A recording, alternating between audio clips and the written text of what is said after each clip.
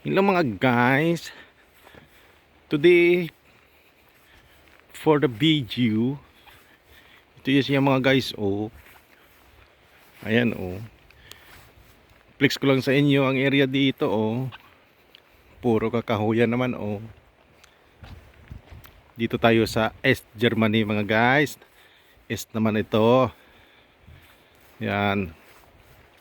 Kung doon sa Denmark nakikita nyo puro triguhan ang pinapakita ko sa inyo, dito naman ay mga truso naman, mga kakahuyan na naman mga guys.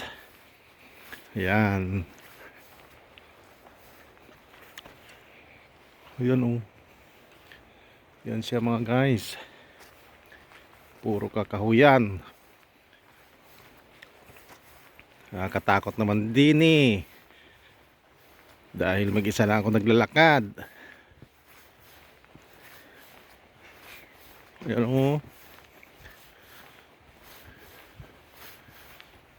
winter na ngayon mga guys, kaya medyo okay na yan dito. Medyo maaliwalas na. Pero pag summer dito, itong mga puno na to ay puro green to. Green leaves naman. So ngayon, panahon naman ng taglagas. Ayan. Ayan ang mga dahon. Ayan siya. So ayan. Dadalawang isip ako kung aakyat pa ako dyan o hindi na. Kasi medyo malayo na rin to sa apartment na tinutuluyan ko. So babalik na lang siguro ko mga guys. Ayan balik na ako kasi wala rin dito. Akyatin natin to dito.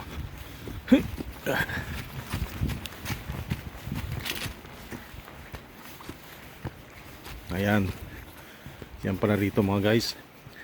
Parang sa Rogin Island lang, parang sa Sassnitz lang rin yung pinanggalingan ko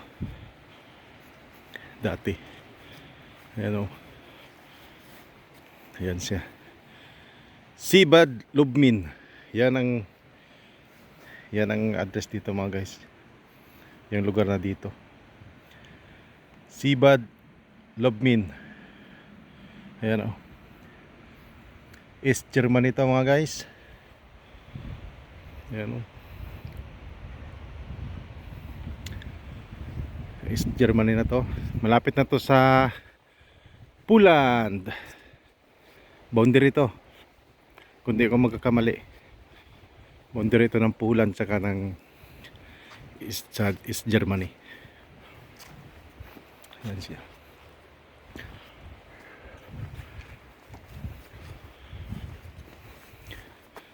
Ito amazing mga guys. Ayan galing ng pag-art. Yan siya. Puro lang talaga mga kakahuyan na makikita mo dito mga guys. Shout out dyan sa aking kapitan, kay Captain Jansik from Poland, from Kojik. Okay, thank you for watching. Bye bye.